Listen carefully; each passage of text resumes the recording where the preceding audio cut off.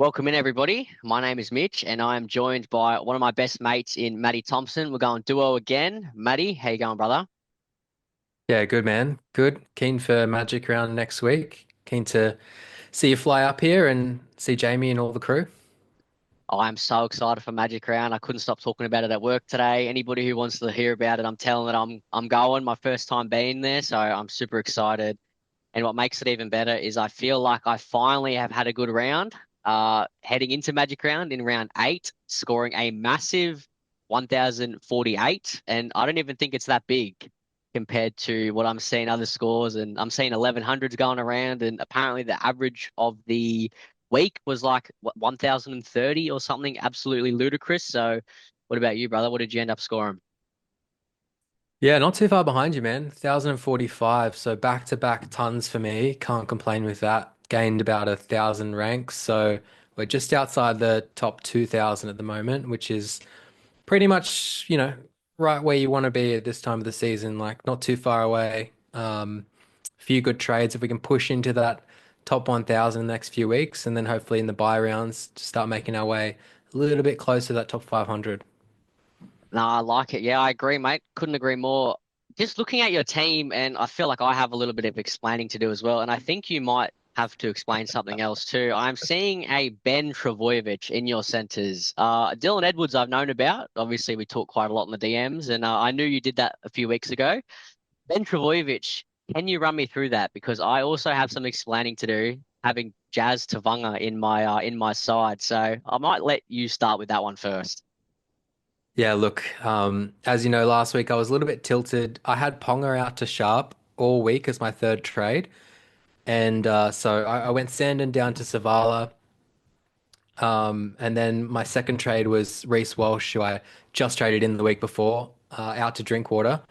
So those went pretty well. But I had Ponga out to sharp just because I thought Ponga is just absolutely rubbish at the moment, and I wanted to get him out of my team. But I was talking to you and to Jamie, and you're both just like, "Oh, that's a gross trade," and I'm like, "Oh, it is a gross trade. Like trading Ponga to sharp, it feels pretty sideways." But I was like justifying it by saying that if he makes Origin, which he probably will, I'm gonna have to make a trade like that anyway. And why not just trade now while he's still over 600k? But eventually I was like, look, I've just been max trading for a little while. Let's just pull the brakes and save a trade. Then Ponga went low at 22, and I was just like, how do I get more points in my team? And I was looking around, and I I stumbled across Kautonga to Ben Travojevic. I could afford that. And I was like, oh yeah, Ben Travojevic, he scored 57 last week. Like his lowest score for the year, I think, was like 37 before last week. So he plays all the buy rounds, and I could use him as a looper this week for Magic round. So for all those reasons, I was like, okay, let's whack him in there. Surely he scores more than 27, which was what Toya's score was. He ended up on 27 exactly, but then with updates and down dates, it ended up being a 7 point difference. So look, it won me a head to head, that 7 points. So look, I'll cop it, but it's pretty gross seeing him go 31 in my team first week that I picked him up. But look, Drinkwater's 75 kind of saved my trades for this week, and Savala's 57, even though I traded out Smith, which is a bit rough, but he made a lot of cash, so you can't be too mad with that, hey? Yeah, I actually completely agree. And I get that. People from the outside, maybe who are watching videos and sort of things, will probably think that's super gross, but I think it's a super fun pick. And I am all on having fun in fantasy over the last few weeks because, like I said, I've been pretty vocal about how I'm having a pretty tough season and I'm just being dramatic, and that's fine. I did the same thing with Jazz Tavanga, and I think Ben Trbojevic is fun. When you said it to me, you also sent me a few screenshots throughout the week of a certain other few fullbacks and all sorts of combinations, and I always think it's super fun. They might not be great or might not work out when you first do it, but it's definitely a fun pick. And even Dylan Edwards, you brought Dylan Edwards in, who pretty bit of a risky pick, probably a shoe in for that fullback spot, and I think he scored like 70 something when you brought him in. So, we like to play fantasy for fun as much as doing really well is the priority. And I think I also have some explaining to do with the bald eagle himself, Mr. Jazz Tavanga.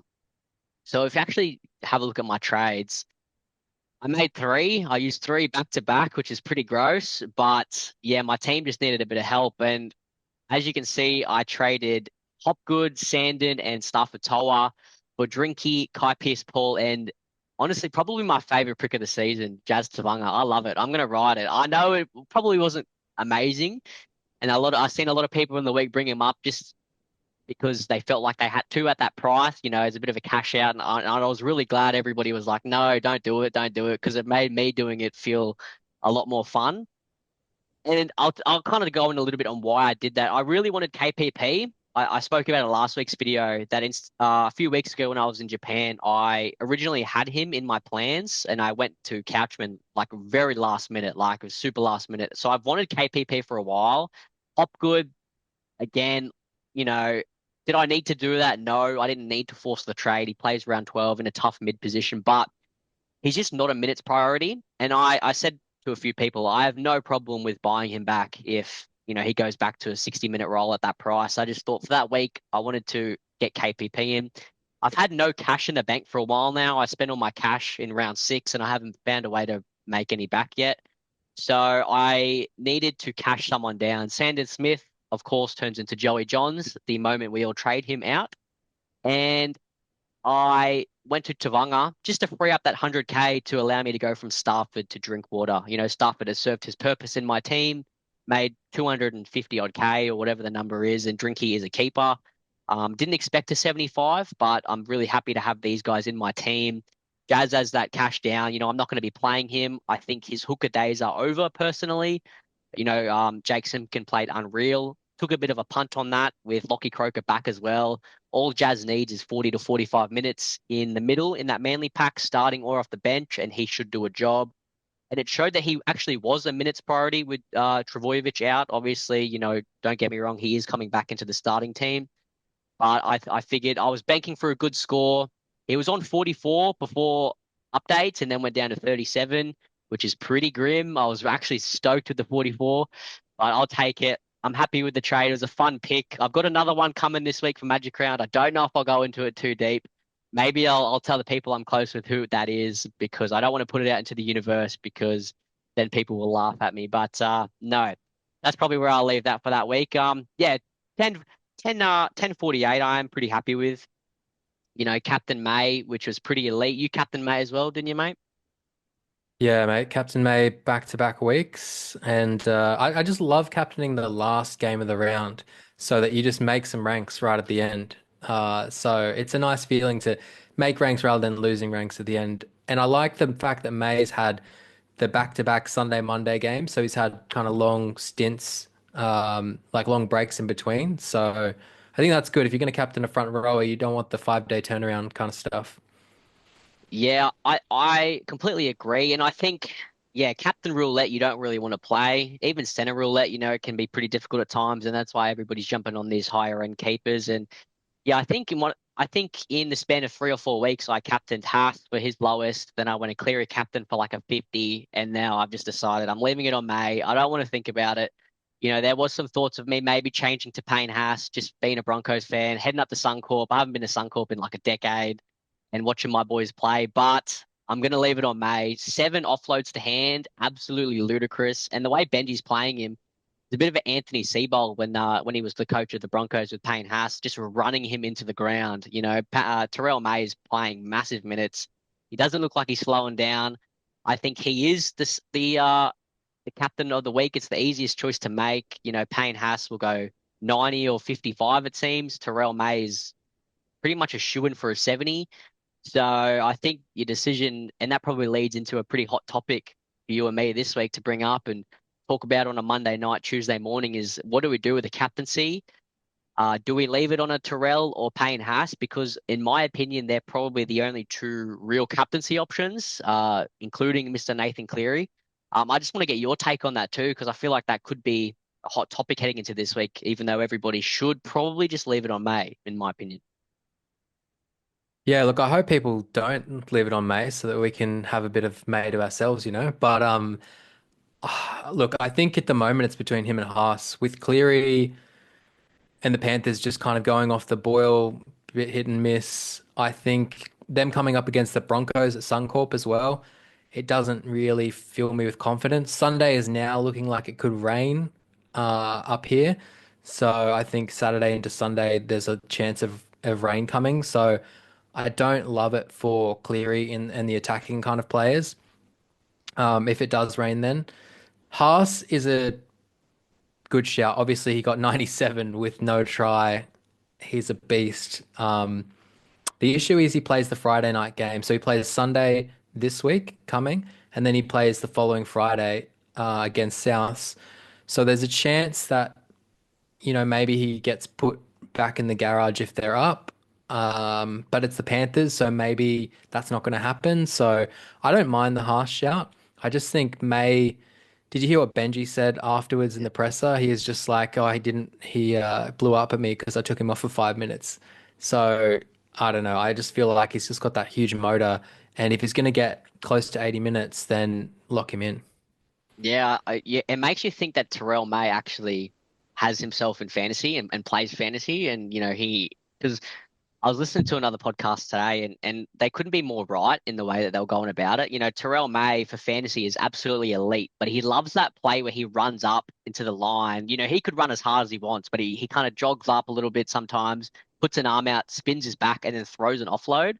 And that's really, really good for us. Similar to Herbie Farnworth, it's really, really good for us. But in real life, how much does it actually, certain plays, how much does that really help your football side when you could just be running as hard as you want? But yeah, I think he is the elite fantasy captain. Obviously, Payne has too. It's so funny that, 104, 97, and then Paul Cleary captain is with the 56.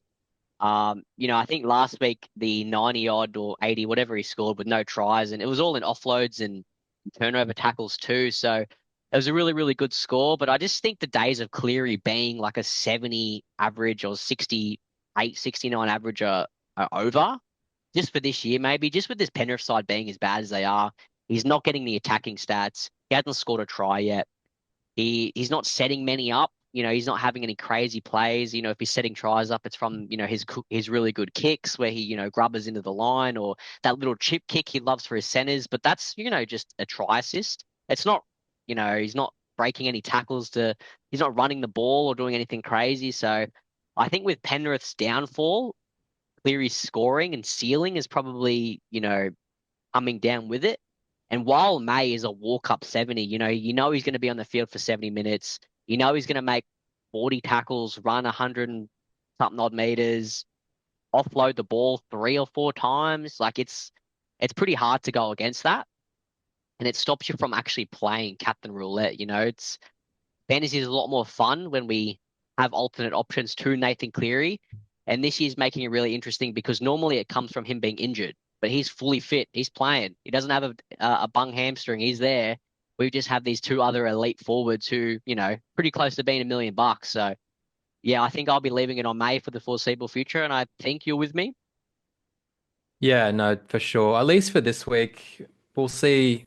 Like I'm not perma captaining May. I'm still open to the other options, but yeah, I think for this week at least, it's definitely May. Like going back to Cleary, I think he's got the highest upside because, he got 90 odd with no try involvements last week, but he's got the lowest floor by far. Like his floor is a 45 to 50. And then everyone like May's floor is closer to 70. Haas's is kind of that 55, 60. So I think May probably has I would have said before this week that May has the lowest ceiling, but he just pumped out 100 without a try, so who knows, man, what his ceiling is. Like that. To be fair, there was extra time there, so yeah, it's hard to say. But I think for now, May's perma captain. We'll see what happens this week. If Haas comes out and pumps out 150 with a try, then obviously we'll have to start thinking about him again. And if Cleary does the same, then obviously, like it is a week to week thing, I think still. Yeah, no, I do agree. And the way I play fantasies, I don't really check the scores throughout while the game's actually being played. Like I know a lot of people, that people watching this, you guys may watch the scores as you watch the game or check the scores after every try. I check the scores at half time and then at full time because I don't like having a player score really, really bad and it affect my mood. Like I hate it. I hate doing that. So I don't like to watch a football like that. I can usually tell how someone's going just off watching, and watching football and knowing the rules and all that sort of stuff. And I think Scoop or one of the other boys said May was on like 61. with like, heading into full time or something like that, or whatever the actual number is, I don't know. And before extra time, because there was that period before extra time or during or whatever where he got an intercept and then got a tackle break and then threw an offload. That was like a 12-point play in nothing. So that's why it swings and roundabouts. Someone like Scotty Drinkwater, Jamie said, was on 8 points in about 32 minutes. And now if I would have checked that, I would have been filthy. I would have been so annoyed bringing him in myself. But no, I checked half time and he was on 24, and I was like, okay, that's fine. There's room here. So that's how I kind of play. So I do agree with the captaincy and, May this week and maybe May for a while. I don't think I'll be putting it back on Cleary anytime soon. I don't love it. And, like I said before, there was some thought of maybe throwing it on Haas. I'm heading up to Magic Round. I'm flying up. Want to go watch my Broncos play. I'm with some of my mates in the crowd. So I want to do some fun things this week. And that is something I'm considering with my trades as well, which maybe I might have to touch on now. But yeah, we'll see. So speaking of that, mate, it's Monday night as we're recording. So, TLT hasn't happened yet. First day of the week of work. What are you thinking heading into this week? Have you had a play around yet with anything? We don't know what's going on. We don't know what cheapies or cash outs are popping up, but who is on your radar heading into round nine? So if you bring up my team, maybe, so the people at home can have a gaze. So I've got Riley Smith coming back from the bye this week. Down the bottom, obviously I've got Jenkins and Toya. So I've got Burbo that I can loop this week. At the moment, like before any trades, it would be potentially putting Riley Smith or someone in the five slot. I've only got two centers, so I'd have to play Toya and Tamale in there. And then it would be like a Riley Smith Hubner or Riley Smith Egan Hubner, like two out of three of those guys. One would be looping in for the others. Um, Now, I kind of looking at that Egan spot, and I'm looking at that 520K and the fact that he got 33 and his money making, if he continues to get this, mid 40s minutes, is kind of stalled. I think if you plug in like 45 points, which is what I did, if you plug in 45 points there, he basically makes an extra 40K from here, and then he just flatlines. So I'm like, well, could I jump off early? And that's like a good case. Like if he's only getting 40 odd minutes, maybe it's lower. Maybe he's getting the 36s, 37s, that kind of thing. Obviously, there could be injuries that he goes on for longer, but with Gula back, I'm a little bit worried there. And I'm thinking maybe is it time to just jump off early? He doesn't play round 12. And then we could play around with some upgrades. So the guy I like as a cash out, which is a bit left field, is actually Tuivati for the Eels. Sam Tuivati. He's got a -3 break even. He's 258K, and with the Eels losing Joe Ofahengaue and Sean Lane recently, I think he's a kind of a good shout to just plug in there. He plays round 12. He's a mid that plays the bye rounds. He's next to basement price. So if he absolutely just goes terrible, he's still going to make a bit of money and he'll still be like 25 points or 20 points in that buy round. Um, Even if you plug in 30 points for the next up until round 12, he'll make that 100K. So I think he's not a bad shout as a cash down. Riles in his recent presser before the buy said that he trained the house down in the preseason and usually a good preseason from what he's heard is a good indication of a good season. And he's worked his way into more minutes and he's earned the minutes over, just training really well. So he has big raps on him. He's up for a new contract, I believe, or he just signed a new contract, something about that I remember hearing. So obviously he's not going to score a try every week, but if he can get that 35-ish minutes, I think he'll get around hopefully close to 35, hope to 30-ish points, and then he'll be an extra number in round 12. So I don't mind Egan down to free up some cash. And then it could be a Jenkins up, it could be a Ponga up. What I'm actually looking at the moment is holding Ponga because, like, I've already lost so much money in him. I don't know whether it's worth now downgrading someone so I can upgrade Ponga to a Sharp or someone. Maybe I'm better off just upgrading Toya. So I'm looking at Toya to Lucas as a nice upgrade target. So I could go Egan and Toya to Tuivasa and Lucas. And I really like Lucas. Like obviously I started with him, was loving him at the start of the season. He's priced at 50 for 52, he's averaging 57. And he plays every round from now till round 18. I think it's like 9 rounds in a row, something like that. And he's obviously got the duel, which will be really handy through the bye rounds. He shouldn't play Origin or anything like that. So I just think he's a really good set and forget. And then I can kind of rotate between him, Burbo, and Tamale in my centers. And Burbo and Lucas would kind of be my centers for most of the bye rounds, and Tamale can shift into wing fullback for round 12. And it just gives me a bit of extra points between now and then. Because if I'm relying on Toya all the way up until the all through the bye rounds, I just feel like ever since Savala came in, he's just not getting any ball, man. Him and Wong have just been just getting no ball. If you look at fantasy stats, I think ever since Savala came in, his run meters have just cut in half. Like they're around the 80s and stuff a lot of weeks. So also it gives me one less rooster next week. So that's going to make my team stronger next week because I'll have instead of only having a Jenkins that I can loop or someone like that, I can have a couple players that can that I can loop with. So yeah, I like that option at the moment. It definitely strengthens my team. I'm kind of like I like to identify the weakest points in my team and just target those. And I think one of those centers, just locking in a gun there, is a pretty good strategy. What about you? What are your thoughts going into next week? Obviously, last week you were pretty early on Drinky, and you kind of, I wasn't. I was all on Carraz, and I was even looking into Connor Tracy. And the rain kept me away from those guys. Um, but yeah, what are your thoughts with Ponga? Are you looking to hold him through? Yeah, mate, I am. It's been pretty hard.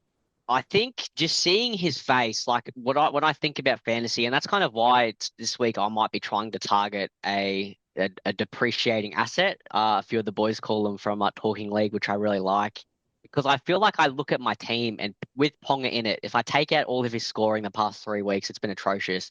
But if I look at my back three, and it's typically Faraz, Drinkwater, Ponga, and Garrick, a mixture of those. I'm really happy with it. And with Ponga, he's had such a bad run, and Jamie got off in round 3 or 4, and he looks like a genius. And I wish I did as well because I'd probably be 4,000 ranks in front of where I am right now. But I look at Ponga, and I think what's the mantra? You only lose on when you sell or whatever it is. There's no point selling Ponga now when he's already lost 200K because then you're signifying that yes, you've lost 200K. I think I'm gonna hold. I sold Hopgood last week, and I'm really hoping that doesn't come back to bite me. And I feel like the moment I sell Ponga, he's going to go nuclear. I sold Tamale 2 weeks ago, and that was a mistake, and I've owned that. I made the wrong decision. I should have sold someone else. I don't know if I could have. But I made a mistake selling Tamale, and he went 50-50 pretty much. And I sold Sandon last week, which wasn't a mistake. That was the right call. He just had the game of his life. So you can't really, that's just, unlucky. It's not a bad process. The Tamale one was. If I sell Ponga this week against, I think they play the Rabbitohs. Yep, a Latrelless Rabbitohs with Lewis Dodd and Sullivan in the halves. He is going to carve up. As much as it's gross to say he's been scoring so bad, but I just who is better in that wing fullback slot that I like? I don't really, unless he's lost that much money that if I was to go up to a sharp with no money in the bank, I've only got 14K in the bank, it's gonna cost me like 100 plus K, which is just so gross because it's Kalen Ponga. We know what he is. He scored 60 into an 80 odd in round 1 and 2, and it was effortless. I remember round 1, everybody who didn't own Ponga was like, geez, we got to get him in. He scored a 60 doing absolutely nothing. So it's been tough. It's been a hard hold. I think I'm going to continue to hold. But for everybody who wants to sell, I completely get it. If you may end up selling him too, and I have no qualms about that. It's just so gross selling at this price when we know what Ponga is. I know he's playing differently in a wooden spoon Newcastle side. They're the worst side in the comp by far. It's not even close. I was so frustrated watching him against the Warriors because I had KPP and Ponga as well. So, but yeah, I think I'm going to hold personally. I know you're on the fence a little bit. You know, you could sell or hold. I'm going to hold, but it's not a fun watch. I'll be in the crowd, so he's probably going to ton up because I'll be watching. What happens if he gets 25 this week? Are you just gonna hold the whole way through to Origin from now? And if he just gets 25 after 25 after 25? Well, I've already held through how many 25s? I know he scored 38 last week, but he scored what? So he was is 62 effortless into an 80, then scored really, really bad. You cop that on the chin, went into the bye, then it was 25, 27, 38, 22. So I've already held through all the hard stuff, right? Like it can only get better from here. Can it get worse? It probably will get worse. But I don't know. I think personally I'm gonna hold. I feel more comfortable with him in my side. Like, obviously, he's scoring really bad. He's plummeting. But I look at it overall with Ponga in my side versus replacing him and then relying on like Egan's spot is a little under, a bit risky at the moment. Then I'm playing a Hubner or Katoga. I can do some pretty crazy looping this week with my two Manly boys. A lot of people don't have any Manly players and a lot of people only have one. So I can do some pretty crazy looping with two of them. But there's also someone I want to bring in who I feel like I'm obligated to talk about, which I will. So obviously my Yeah. plan this week, early days, is to downgrade Jenkins. I like the Eels prop, Sam Tuivasa, but early days on a Monday night, we're getting news that maybe a Dragons half will be coming in for Ilias, and from memory, they're both going to be 230K. That's not the right one, but there's 230K Dragons halves. So there's a chance I probably just take the punt on whichever one gets named. This one's in the game. King Togia, apparently he's really good. And there's another one that could be get named as well. And if he comes into the game, he will also be at 230K. So there's a chance I do that to make some cash. And the player of question that I should talk about, who I want to get in my side, is Jerome Hughes. It's pretty gross when you look back at it, but I want to take the risk. I took the risk with Jazz Tavanga last week, and it was a little bit of a risk. I don't think this one is. He hasn't really shown us too much, and I'm listening to a lot of people say they want to see something. And I get that. He hasn't scored above 50 and it's round eight. So there's a lot of risk to it. Similar to what I did with Faraz, I didn't own last year. I finished really well last year. I finished 20th overall, and Melbourne was a team I death rode the entire every week because I didn't own Hughes when everybody did. He started the year at 800K.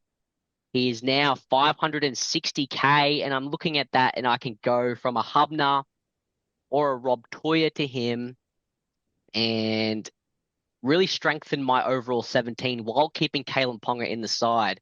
It gives me a lot of people are seeing him as a high 40s guy. I think he'll average 50 if I was to bring him in from now. The buy scheduling is not great, and I'm not really taking that into account. I'm looking at what I can get this week, and I'm looking at what they've got coming up. It's not a great pick. It might not even be a good pick, but it's a fun pick. And that's what I'm about. I know you are too with Burbo. So that's where I'm at with that one. Yeah, Hughes is definitely a pretty fun pick. I think he's a little bit more fun than Burbo was. I think my fun picks are more Edwards and Drinkwater that don't play round 12 because I think if you're bringing in a player that doesn't play round 12, it has to be someone that you think can score a lot of points between now and then, and hopefully you're not having to trade out. I mean, Edwards I brought in on the off chance that maybe he doesn't play Origin, and if he doesn't play Origin, then great, I'll hold him through. And if he does, then I can just move him on. Unless he's averaging 55 plus, then maybe he's worth holding on to because the wing fullbacks are absolute shambles at the moment. So yeah, I know what you mean about it's good to just see three decent fullbacks at the back there that any week they could go and for like a 75 or something like that. So yeah, it's nice to have some fun picks. So I get Hughes, he's cheap, man. Like I wish I could get on, but I feel like the last couple of weeks I've picked up some of these non-round 12 guys, and maybe I don't have enough room for another one. But speaking of buy rounds, obviously Roosters have a buy next week. So that's why I'm thinking about trading out Toya, just getting one of those numbers down. I think a lot of people have those 4 to 5 Roosters at the moment. They've got the Connor Watsons, Toya, Savala, Wong or White, and maybe another one.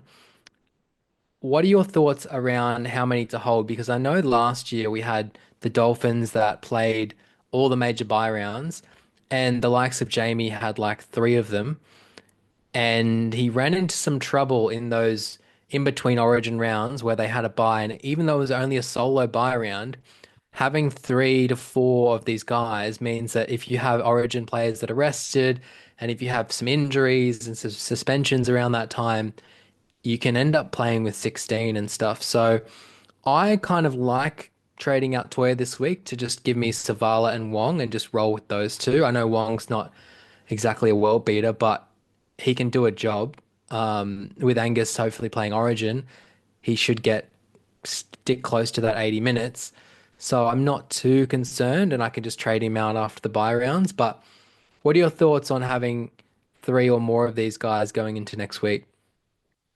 Yeah, if the more you have, the more troubles you can definitely find yourself into. It happened to me last year in I think round 15 or whatever the a single round for the Bulldogs was, and I had 3 or 4 Bulldogs, and then so many things can happen, like you said, injuries or HIAs. Everybody gets a cat one these days, and yeah, and I there was around there where I was down to I had 4 Bulldogs, and then 2 or 3 guys get injured, and boom, you need to make 3 or 4 trades to survive. So the Roosters are very fantasy relevant, and I obviously only have Savala and Toya. I didn't jump on Wong. I didn't start with White. I sold Connor Watson in round 3 or 4, and I think that a lot of these Roosters guys are holds. Connor Watson, I think you can do with what you want. I think in round 10 he will be a sell personally, or he's definitely a sell come Origin time if he makes this the side. So whatever you want to do with that, then that's fine. But if he makes Origin, he is a sell 100%. Similar with Angus Crichton. Tedesco, I think is fine. Is a massive hold. I think Edwards has that fullback spot. So Teddy's a really big hold. I think your Sua Wong and your Nafahu Whites are also really good holds. And Nafahu White especially. I know a few people are questioning his minutes and roles and, do you take the money and run? But I think that mid tag is going to be so helpful throughout the buy period, especially round 12. It's a tough. I don't know if many of you guys watching have done your research and things like I haven't, but round 12 is very, very difficult for mids and hooker. So yeah, massive hold on him. Savala making cash, so you're not going to sell him. So the odd man out, even Sandon Smith now, if you still have him, you're definitely going to hold now. So I think the odd man out is Rob Toyer then, because he's made all of his cash. He's probably finished making cash. With a break even going close to 40. I think you can sell him. If you're too rooster heavy, then I think he's a fine to sell. You take your money and run, similar to stuff with Toa last week for me. But I also think he's a really good hold. If you can, with the center duel, plays all the major buy rounds. Do you want to hold that long? Probably not, but I think he's a really good asset to have. So I think it's really team dependent. Like you look at me, I only have 2 Roosters. I haven't even thought about round 10 because it's not a problem for me. But if you're sitting here with these two, Nafahu White and then Sua Wong, yeah, you might want to sell Rob Toya. Yeah, no, I agree with that. I think 3 is kind of like, I think you want to plan for having no more than 3 next week. Holding 4, you could do up until Origin, like up until their first major buy round anyway. Or Origin maybe offload Watson. But I think it's a really good time to get off Watson this week or next week. This week, I think is fine. I think they play the Friday night game and it's supposed to be, sunny all day leading into that Friday night game, like all week. So I did see something just before that they're redoing the pitch. They're like completely taking off and returfing the whole stadium at the moment, or half the stadium or something, because there's a women's State of Origin game on the Thursday night, and then obviously you've got games all weekend. So I think by the end of the, like we always see it every year, by the Sunday game, if you've got attacking players in that Sunday game in the Sunday games and it is raining on the Saturday and into the Sunday, it's going to be a tough watch, I think. So yeah, I definitely think that if you've got like a Toya who plays on the Friday night, it's fine this week, and then reassess. Like he might have a good week against the Dolphins. The Dolphins can, as we saw last week, concede a lot of points. So I don't mind the Toya hold, but he is coming up against Farnworth as well this week. Oh, he is too. That's gross. That is so gross. Yeah, if I had Watson, I would personally hold this week, get the good score. I know he did score 33 last week, but I owned Watson for the first 3 or 4 weeks, and it was really, really good. It was a great watch. Obviously, when I don't own players anymore, I watch them a little less. When they're highly owned, I death ride them quite a lot. So Watson, a bit in no man's land. He's in a few teams. I would hold him personally and then reassess next week, take the good score because you'd want to play a Connor Watson over a Hubner or a Katoga or a Rob Toya type thing. So depending on how high your team value is, if you've got another gun or two compared to especially my team or other teams around this 5K mark, I'd hold. Toya, I completely understand. I think I'm gonna hold personally. I don't really want to be trading out round 12 guys like that. I think I'm already going to be trading out Tom Jenkins. Very interesting though if he's actually in center. If Brian Tottle's back, we'll know later today on TLT Tuesday, see what happens there. But for now, I'm probably going to trade him out. So that's probably a good segue into where we are at for round 12 and what our numbers are looking like early days. I know you see some guys with spreadsheets and Excel sheets and whatever they're planning 10 rounds ahead. And that's probably why I usually do really well because I leave that stuff till the last minute and I don't plan for that sort of stuff. I don't even know how to use Excel, so I can't even make an Excel sheet if I wanted to. So we'll start off with you, mate, and where you're at for your round 12 numbers. Yeah, so let's just start by position. Like hooker, I've got sorted with Riley Smith. Mids are a bit dicey right now. I just have Horsburgh. So, and he's only a maybe. So, in my team, I'm probably going to have to sell Yo, I think, to like an Adam Fanua Blake or someone like that. And then if I have like a Tua Vardy that I bring in this week, then that's potentially, three guys. Edge, I've got Wong and Nicholson at the moment. So that's all sorted. Half, I've got Savala and Fogarty. So that's good. Center, I've got Burbo, and I'll either have Toya or Lucas, depending on my trades this week. And then wing fullback, I've got Tamale plus maybe Jenkins, maybe Edwards, maybe Ponga, but probably just Jenkins and Tamale at this stage. So there's, if I do the trades that I was looking at doing this week, there's like one to two guys in mid and one to two guys in wing fullback that I'll need to bring in. So I think I'd be putting myself in a good position where I wouldn't really need to trade next week. I would probably just hold trades next week if possible. And then I can maybe trade out a Panther in their buy, whether it's Edwards or Yo, depending, and maybe Jenkins, like depends if he gets the center spot. But yeah, it'll kind of depend on what comes up, but I can kind of make a couple of trades in that round 11 and a couple of trades in round 12. Hopefully, just hold trades next week. So that's my current plan because I've got before this week, at the start of this week, I've got 22 trades remaining. So if I make two this week, I'll have 20 remaining. So I really need to bank some next week, hopefully. And that's kind of why I'm thinking of getting Toya out this week. It gives me Toya to Lucas this week, gives me that extra number next week so that I should hopefully be able to hold trades. And then, I've kind of got in an extra mid for that round 12. And then I've kind of given myself a bit of a buffer where I can kind of make one or two trades in round 11 and one or two trades in round 12, and I should be good. But yeah, what about you, man?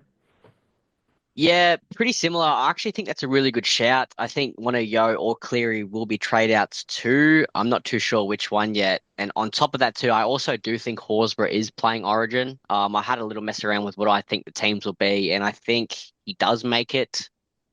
But yeah, I don't really like to count guys, maybes and buts and all that sort of stuff because let's be honest, I think Ponga is playing Origin as much as he's sucking in real life.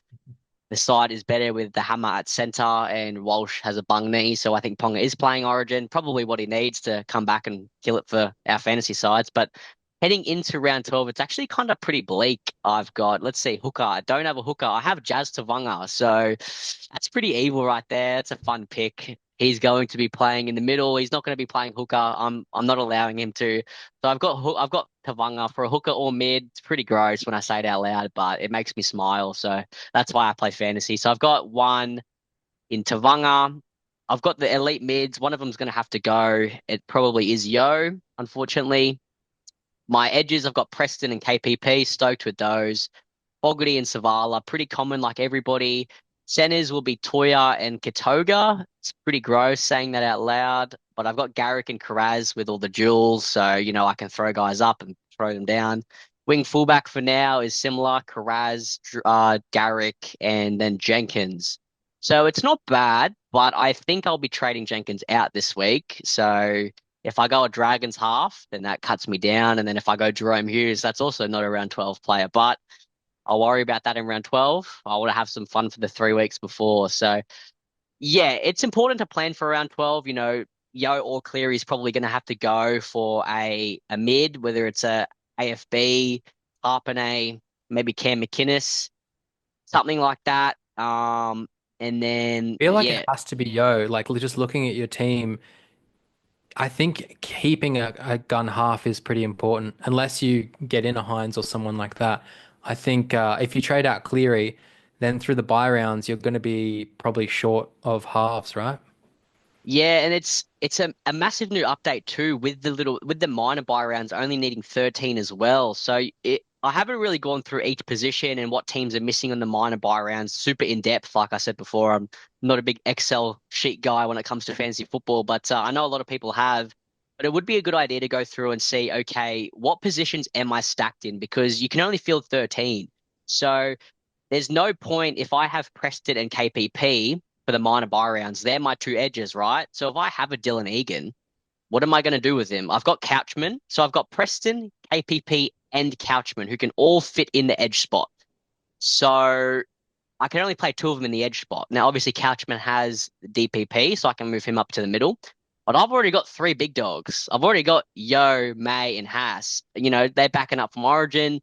Are they named to play? Does their team have a minor buy round? These are all things you have to go through and check because if you oversubscribe in a position, we can only play two halves that week. So if I've got Cleary, Fogarty, Hughes, Savala, whoever it is, like I said, I don't know who's playing where and what they're doing, but I can only play two halves. Now you can loop, of course. There'll be some pretty crazy creative looping you'll be able to do, but it's something that everybody needs to consider when making trades and all that sort of stuff, which I have not done. So if I say something silly, you probably know why. So yeah, that's probably where I'm at. I've got about 10 for the buy round, but if I trade Jenkins out, I'll have 9. It's pretty gross. It is only round 9, so it's at 10, 11, 12. 3 rounds to go before 12 and then 13. So I haven't thought too much about it yet.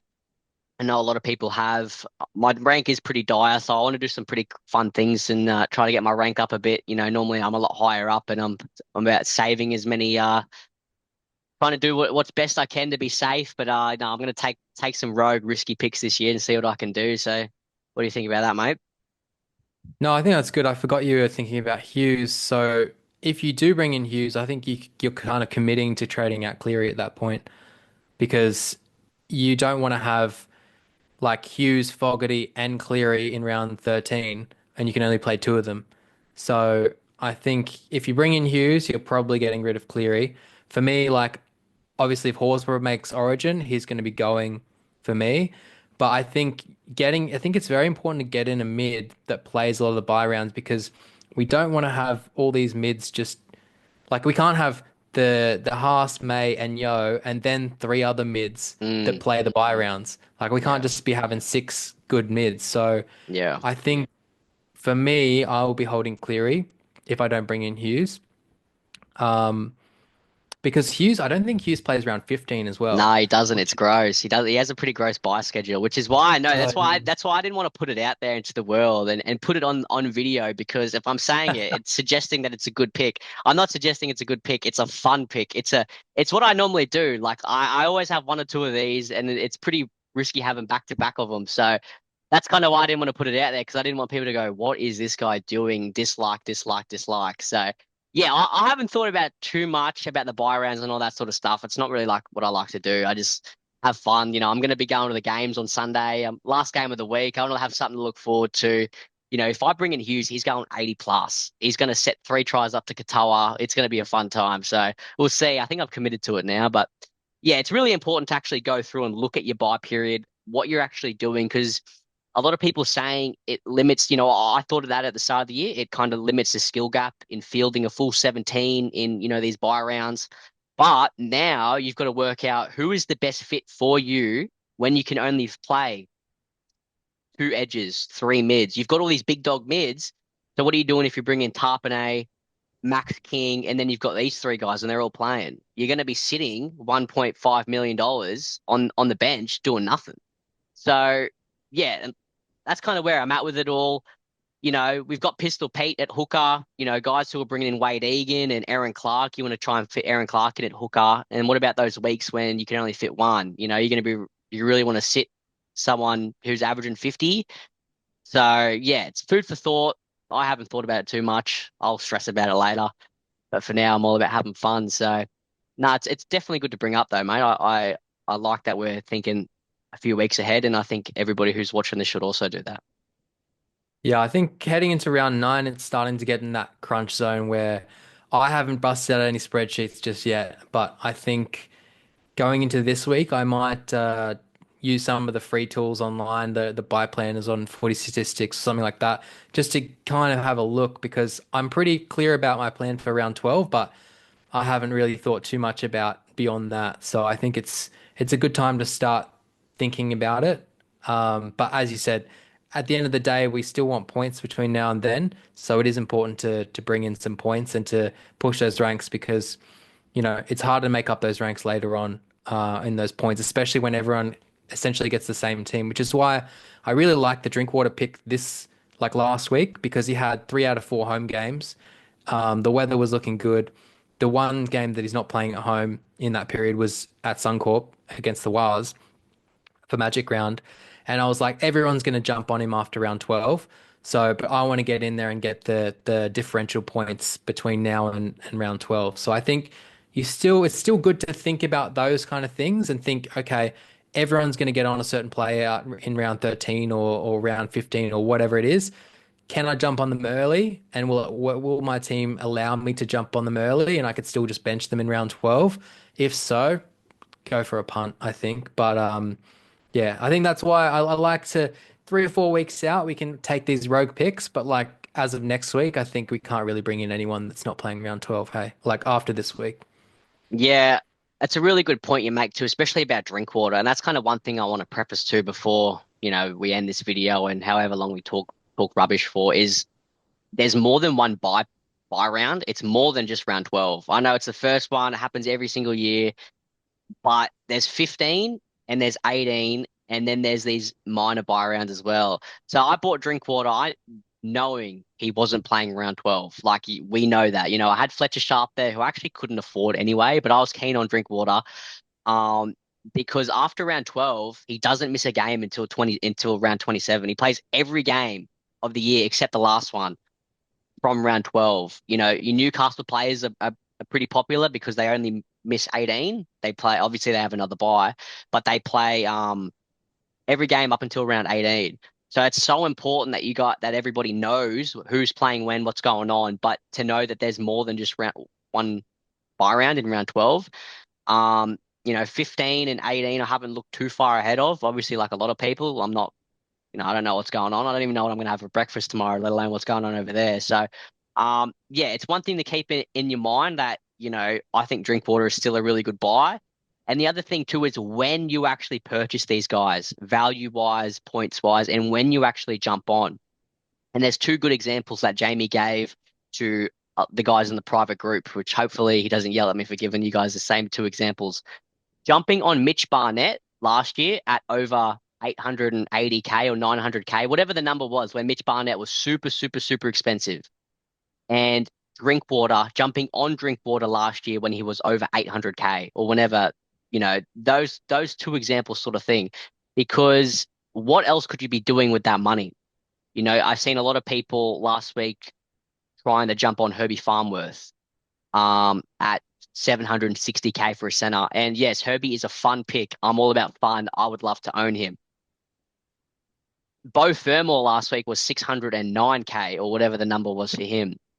Is there really a statistical difference between those two? Take out the 100.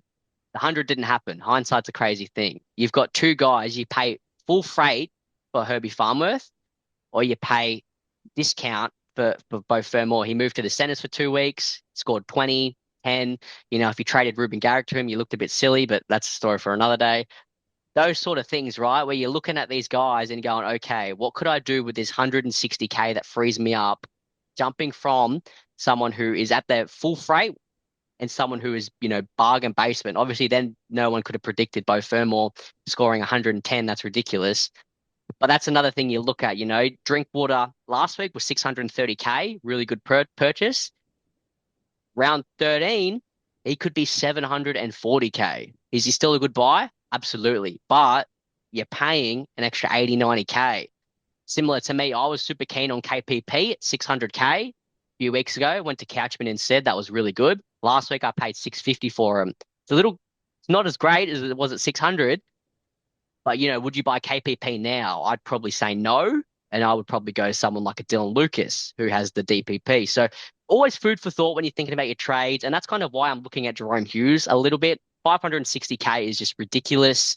It's like a 40 something average, like low, like 40 maybe. It's so low.